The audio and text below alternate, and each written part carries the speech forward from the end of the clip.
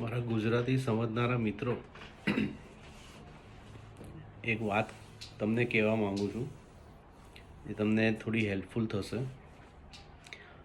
કે અત્યારે ઇન્ડિયામાં શું થયું છે કે પહેલી વાત તો છે ને, મોસ્ટ ઓફ ધ લોકો જોડે છે ને અત્યારે કોઈ નોકરી ધંધો નહીં, બરાબર? જેમની પાસે છે ને એ લોકો બી બિચારા બહુ તકલીફમાં છે.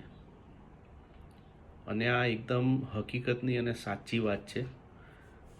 મેં તો મારું રિસર્ચ કરેલું છે, બરાબર? અને તમે લોકો be as a Gujarati smart enough હશો, રિસર્ચ કરી લેજો. અને કદાચ તમે બી કરીને જ બેઠા હશો. એટલે હવે ઇન્ડિયાની અંદર શું થયું છે કે હવે લોકો છે ને ઓનલાઈન સ્કેમ પર ચડી ગયા છે. સ્કેમ એટલે સાહેબ બહુ ભયંકર પ્રકારના સ્કેમ થાય છે.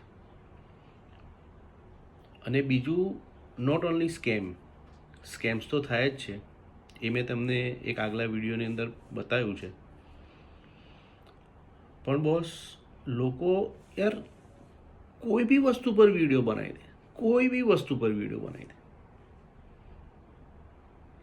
અને એમાંથી એક જણનો વિડીયો ચાલી ગયો ને, બરાબર, એટલે પછી લાઈન લાગી જશે. બરાબર છે. મને તો નથી ખબર કે ભાઈ તમે લોકો કોઈ દિવસ યુટ્યુબ દ્વારા કે ફેસબુક દ્વારા કે ઇન્સ્ટા દ્વારા આ રીતે વર્ક કર્યું હોય કે ના કર્યું હોય, પણ એની અંદર સાહેબ છે ને બહુ બધા રૂપિયા નથી મળતા, પણ અમુક તમારા હજારો કે લાખો વ્યૂઝ કે સબસ્ક્રાઈબ થાય તો એની અંદર પછી આ કંપનીવાળા લોકો કંઈક એડ મૂકે અને પછી એની અંદરથી તમને થોડા ઘણા પૈસા મળે. એટલે અત્યારે તમે અમેરિકા કે કેનેડાની ઇકોનોમી પ્રમાણે કે અહીંયાની લાઈફસ્ટાઈલ પ્રમાણે તમે એને મેચ કરો તો ઇટ્સ નોટ ઇનફ મની. હા, કમાનારા લોકો કમાય છે, પણ એ લોકો પછી બહુ જ ફેમસ યુટ્યુબર છે, અને પછી એ લોકોના વ્યૂઝ અને એ લોકોની લાઇક્સ ને એન્ગેજમેન્ટ એ લોકોનું મિલિયન્સની અંદર છે. એ લોકો થોડા રિમાર્કેબલ રૂપિયા કમાય છે. પણ આ બધા બીજા બધા જે નવા એટલા બધા ફૂટી નીકળ્યા છે ને કે એ લોકોને કેવું સાહેબ કે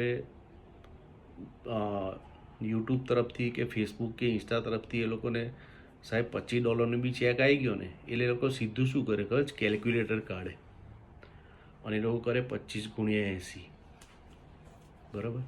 એટલે એમને થયું કે અરે યાર, આ તો બહુ બધા રૂપિયા આવી ગયા. એટલે એ લોકો છે ને ગાંડા થઈ ગયા.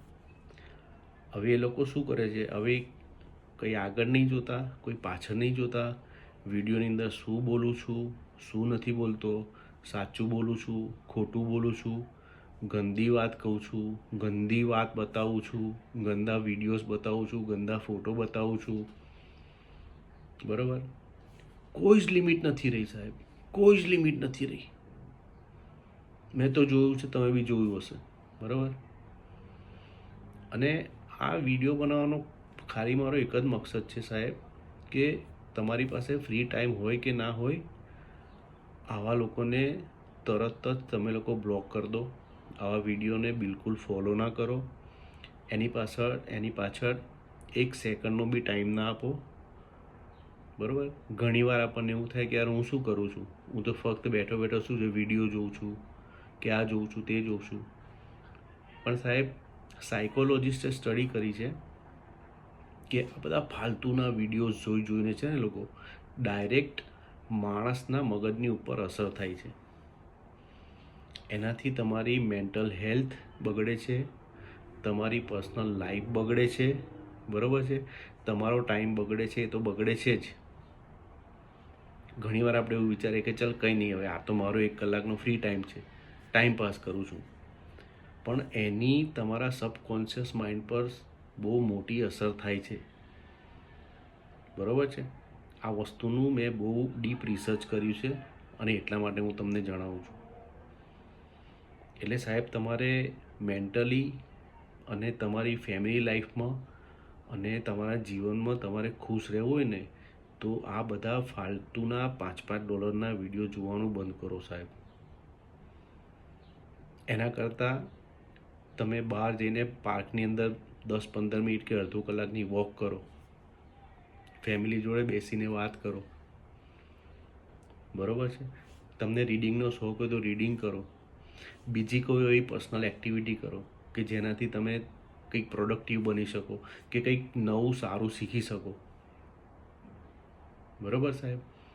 એટલે આ વસ્તુનું તમે ખાસ ધ્યાન રાખજો. અને બીજી બી એક વસ્તુ ક્લિયર કરી દઉં આની અંદર જ, કે આ વસ્તુ જે મેં આગળ તમને કીધું એ હજુ વધવાનું છે, અને કેટલી હદ સુધી વધશે આઈ ડોન્ટ નો, બરાબર. એટલે એનાથી તમે પોતે બચો, તમારા બાળકોને બચાવો, તમારા ફેમિલીને બચાવો. ઇન્ટરનેટ બહુ સારી વસ્તુ છે, ઘણી બધી બહુ દુનિયાભરની માહિતી અત્યારે અવેલેબલ છે. તમે સારી વસ્તુ ગ્રેબ કરો, સારી વસ્તુ શીખો, બરાબર, જે તમને લાઈફમાં હેલ્પ કરે. આ બધું જોઈને તમારું માનસ, તમારી મેન્ટાલિટી ના બગાડો. અને બસ આનાથી વધારે મારે કંઈ નથી કહેવું આની અંદર, કારણ કે પછી બહુ લાંબુ થઈ જશે, બરાબર.